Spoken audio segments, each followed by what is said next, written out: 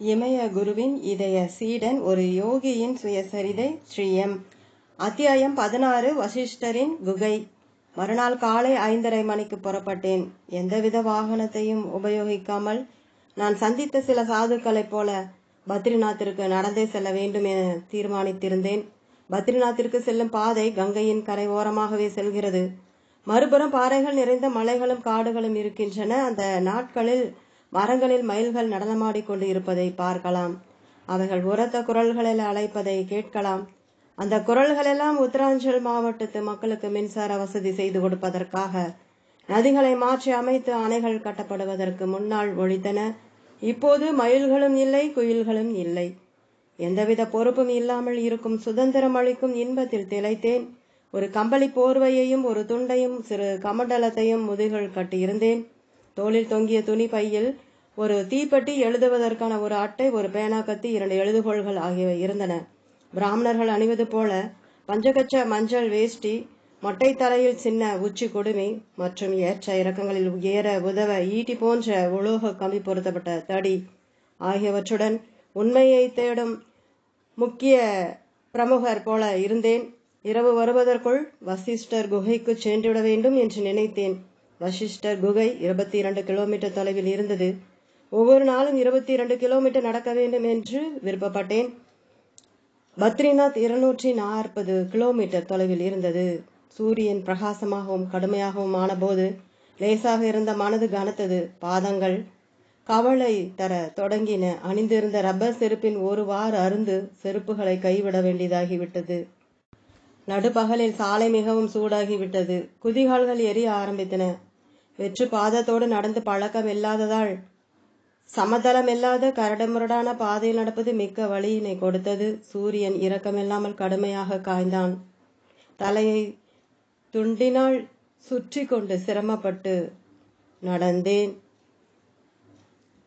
வெற்று கால்களுடன் சந்தோஷமாக நடந்து சென்ற அனுபவம் பெற்ற சாதுக்களை தவிர்த்தேன். அவர்கள் அவ்வப்பொழுது மர நிழலில் ஒதுங்கினார்கள். சில்லம் என்னும் புகை பிடிக்கும் குழலை வைத்துக்கொண்டு அதில் கஞ்சா அல்லது ஓப்பியம் போன்ற போதைப் பொருட்களை போட்டு புகைப்பிடித்தனர்.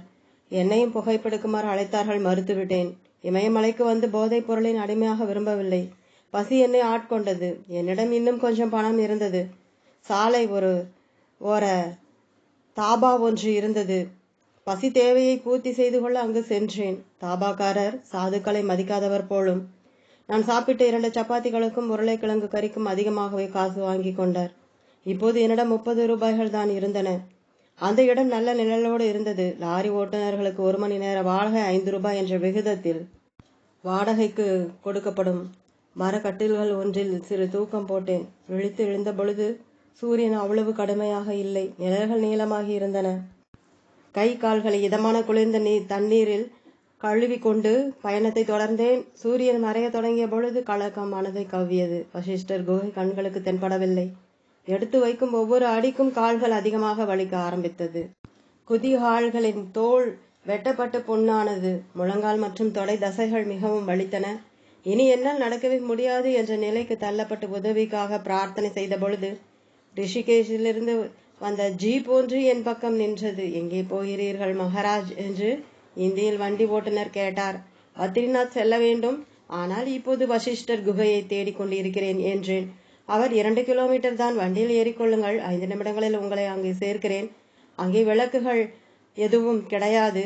பொழுதும் இருட்டிவிட்டது. அடையாளம் காட்ட எந்த அறிவிப்பு பலகையும் கிடையாது என்றார்.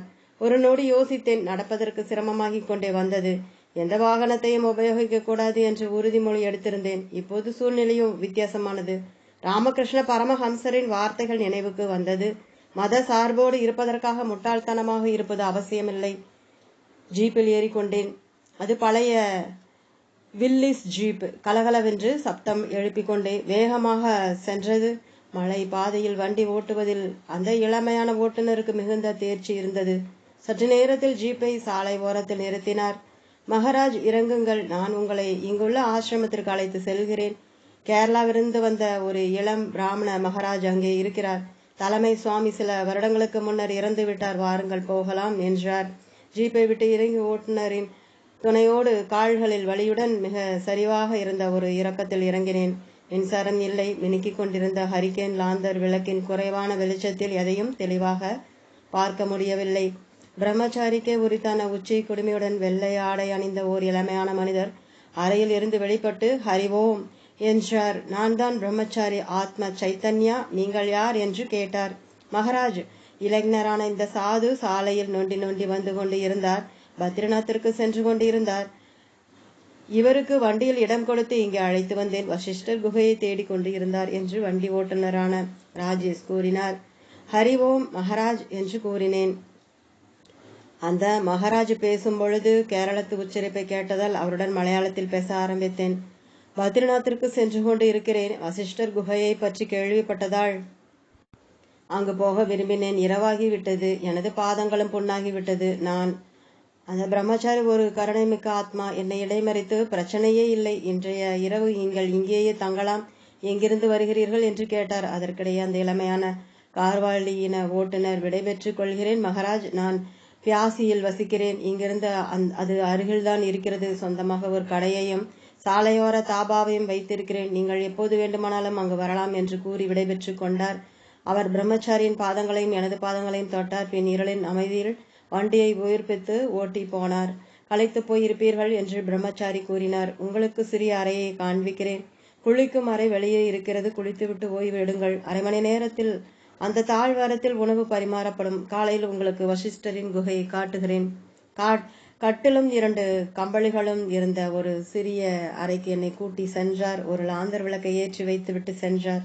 இரவு உணவின் போது சந்திப்போம் என்று கூறி சென்றார். இரவு உணவு எளிமையாக இருந்தது. சப்பாத்திகள், கீரை சூப், அரிசி சோறு மற்றும் உருளைக்கிழங்கு கறி. இரவு உணவிற்கு பின்னர் கொஞ்சம் நேரம் பேசிக் கொண்டு இருந்தோம். பிரம்மச்சாரிக்கு நான் உண்மையான ஆன்மீக தேடலில் ஈடுபட்டிருக்கிறேன் என்பதில் நம்பிக்கை வந்திருக்க வேண்டும்.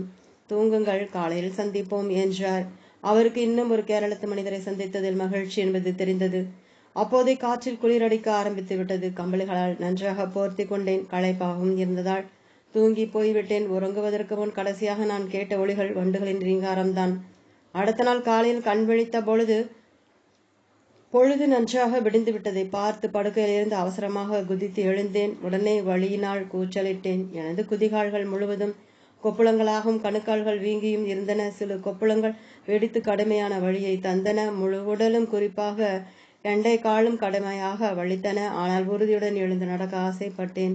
நொண்டியபடி அறையை விட்டு வெளியே வந்தேன். அருகிலேயே ஒரு தண்ணீர் குழாய் இருப்பதை பார்த்து நிம்மதி அடைந்தேன். சற்று தூரத்தில் தரையில் சிறு குழி இருந்தது. சுத்தம் செய்து கொண்ட பிறகு பிரம்மச்சாரியின் அறை என நான் கருதிய இடத்திற்கு மெதுவாக நடந்து சென்று பிரம்மச்சாரி அங்கு இருந்தார். எளிய காலை உணவாக கைக்குத்தல் அரிசியும் பசும் பாலும் சாப்பிட்டுவிட்டு சிறிது நேரம் மலையாளத்தில் பேசிக் கொண்டு இருந்தோம். எனது உடல்நிலையை கவனித்து கவலையடைந்து நான் திரும்பவும் நடந்து செல்ல இயலும் வரை அங்கேயே தங்கி குணமாற வேண்டும் என்று கூறினார். மகிழ்ச்சியோடு ஒத்துக்கொண்டேன். பிறகு என்னை அவரது குருவின் சமாதி, வசிஷ்டர் குகை, பாறைகள் நிறைந்த நதிக்கரை, பாறை விளிம்பில் இருந்த சிறிய அருந்ததி குகை என்று எல்லா இடங்களையும் வழிகாட்டி போல சுற்றி காண்பித்தார். அப்போது பாபாஜியுடன் அருந்ததி குகையில் சில நாட்கள் தங்க இருக்க போகிறேன் என்பதை நினைத்து கூட பார்க்கவில்லை. வசிஷ்டர் குகை என்பது மலையின் கீழே இயற்கையாக அமைந்த பிரதேசம். சுரங்கப்பாதையாக ஆரம்பித்து விசாலமான உட்புறத்துடன் பொலிவான குகையாக அமைந்திருந்தது. குகை முழுவதும் இருட்டு. வாசலில் இருந்து வந்த சொற்ப வெளிச்சத்தில் தான் கண்களின் பார்வையை சரி செய்து கொள்ள வேண்டும். கருப்பு நிறத்தில் ஒரு சிவலிங்கம் குகையின் இறுதியில் ஸ்தாபிக்கப்பட்டு இருக்கிறது.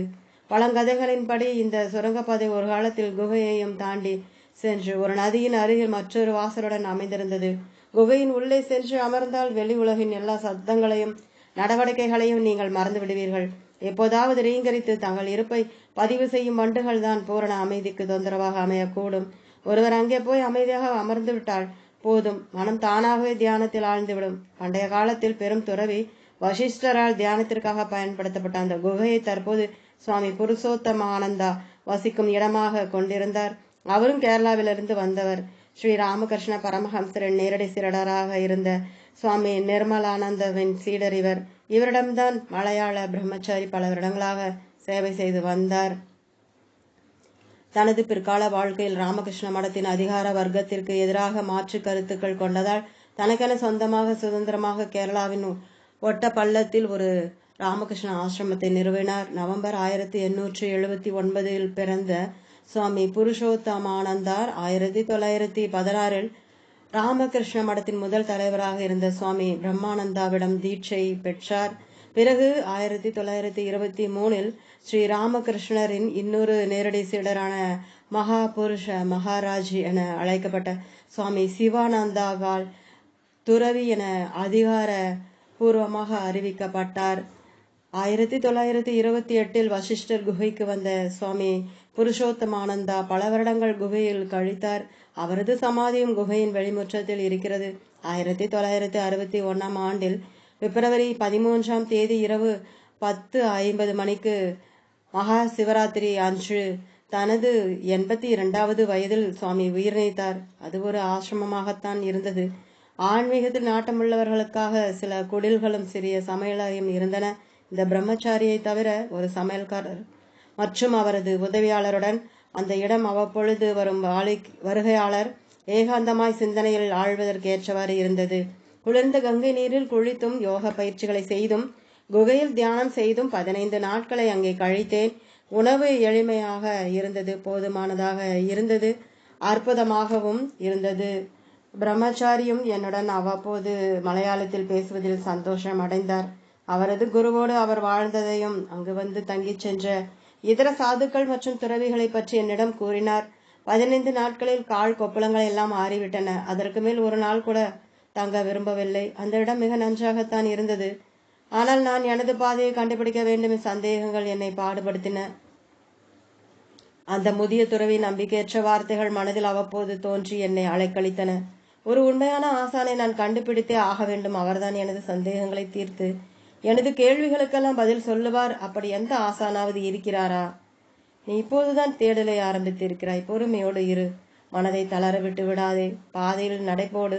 பயணம் இப்போதுதான் ஆரம்பித்து இருக்கிறது என்று எனக்கு நானே சொல்லிக் கொண்டேன். ஒரு விடியற் காலையில் பிரம்மச்சாரிக்கு நன்றி கூறி விடைபெற்று மறுபடியும் பத்ரிநாத்தை நோக்கி புறப்பட்டேன். ஓம் தொடரும்.